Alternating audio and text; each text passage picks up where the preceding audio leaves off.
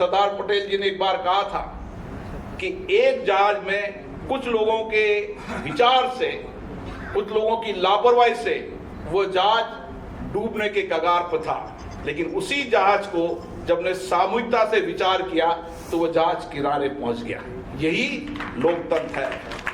लोकतंत्र की ताकत कितनी बड़ी भारत के अंदर कि हमने 75 वर्ष की इस लोकतंत्र की यात्रा में इन्हीं संस्थाओं से हमें खुशी है कि पंचायत राज जैसी संस्थाओं का उदय भी राजस्थान से हुआ।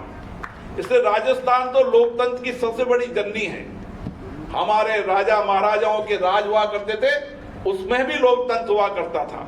इसलिए लोकतंत्र कोई आजादी के बाद का लोकतंत्र नहीं, लोकतंत्र हमारी विरासत में रहा है, लोकतंत्र हमारी कार्य प्रणाली में रहा है। इसीलिए मैं राजस्थान के विधानसभा के अंदर भी ये अपेक्षा करता हूं कि गतिरोध होता है, मत विचारों का मत भिन्नता भी होती है, लेकिन कोशिश करना चाहिए कि हम गतिरोध को कैसे समाप्त कर सकते हैं। हमारी भाषा कैसी होनी चाहिए, हमारा विचार कैसे होना चाहिए, हमारा भाषा विचार हमारी अभिव्यक्ति कैसी होनी चाहिए।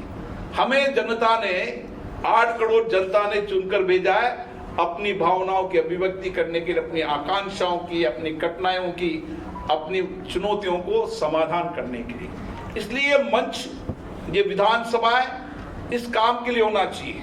व्यक्ति रूप से आरोप प्रत्यारोप के लिए विधानसभाएं लोकतंत्र के मंच नहीं होना चाहिए। और मैं हर मंच पे कहता हूं, जब हमारा संसदीय लोकतंत्र का मंच विधानसभा के अध्यक्षों और लोकसभा राज्यसभा के मंचों का पीठासीन अधिकारी सम्मेलन भी हम बार बार ये चर्चा करते हैं कि सहमति असहमति, आरोप प्रत्यारोप, विचारों की भिन्नता, विचारधाराओं की, ये तो ताकत है।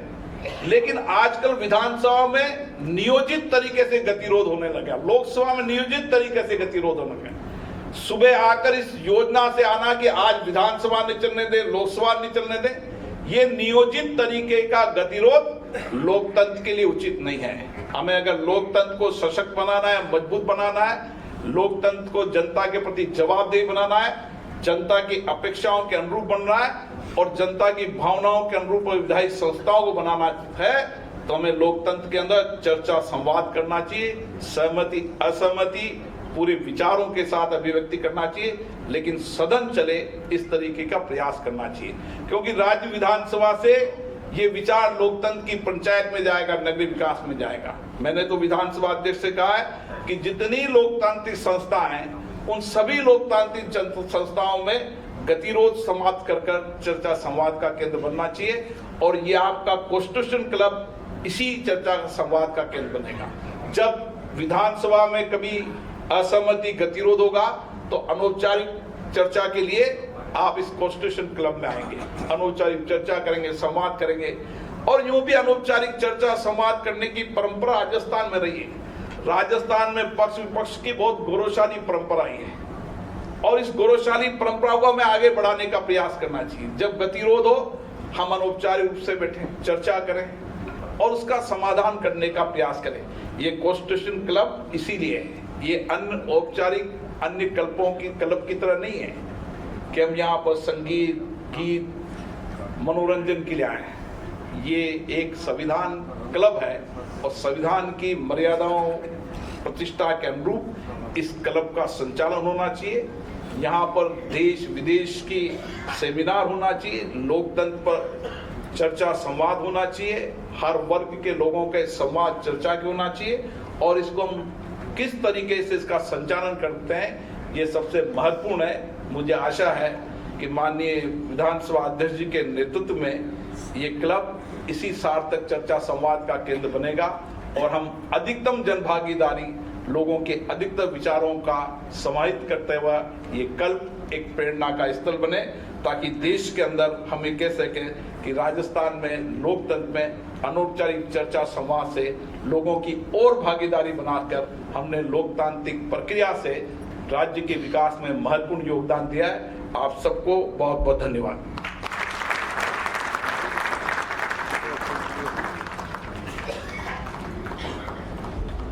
आपके प्रेरणादायी मार्गदर्शन के लिए, उद्बोधन के लिए बहुत बहुत आभार माननीय लोकसभा अध्यक्ष महोदय। और अब आभार व्यक्त करने के लिए श्री जोगाराम जी पटेल, माननीय संसदीय कार्य मंत्री राजस्थान से विनम्र आग्रह है।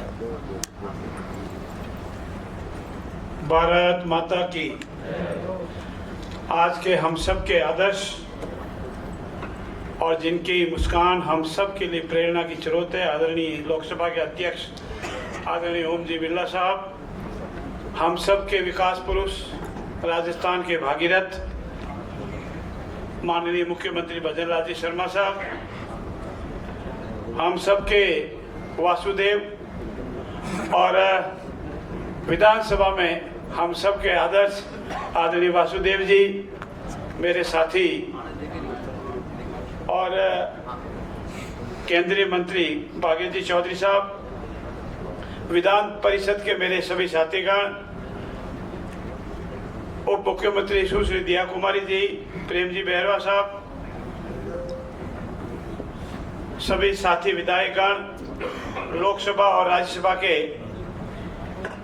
सांसदगण और विशेष रूप से तिवारी साहब, राजेंद्र जी गहलोत और हम सब के आदर्श राजेंद्र जी राठौड़ साहब, इस सभागार में विराजमान महाधिवक्ता महोदय, विधानसभा सचिवालय के सभी अधिकारीगण, सरकार के सभी अधिकारीगण, एक को छोड़कर अन्य भाइयों और बहनों, सभी मीडिया के बंधुओं, हमारा सौभाग्य है कि आज हमें कॉन्स्टिट्यूशन क्लब ऑफ राजस्थान के शुभारंभ के अवसर पर आप सभी की गरिमामय उपस्थिति का इस कार्यक्रम को सफल आयोजन हो पाया है।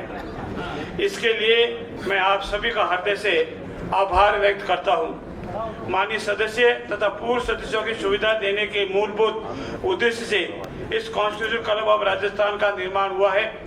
मुझे ये भी जानकारी देते हुए अत्यंत हर्ष हो रहा है कि माननीय अध्यक्ष महोदय के नेतृत्व की परिणाम ही इल्म क्लब के सदस्यों की कल्प गरिमा के अनुरूप उच्च दर्जे की सेवाएं देना संभव हो पाएगा, जिसमें आप सभी का सहयोग भी अपेक्षित है।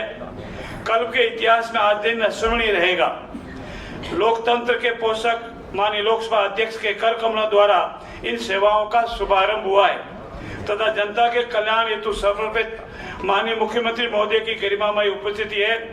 संविधान के तीनों अंगों के पदाधिकारीगण एवं समाज के प्रतिष्ठित महानुभाव इस क्लब के सदस्य हैं। इस क्लब के आपके विचार मंथन से लोकतंत्र अवधारणा पुष्ट होगी। माननीय सदस्यगण, कॉन्स्टिट्यूशन क्लब ऑफ राजस्थान की इस अवधारणा को फलीभूत करने हेतु आप सभी के सहयोग के लिए मैं आपका आभार व्यक्त करता हूं, बारंबार आभार व्यक्त करता हूं। आप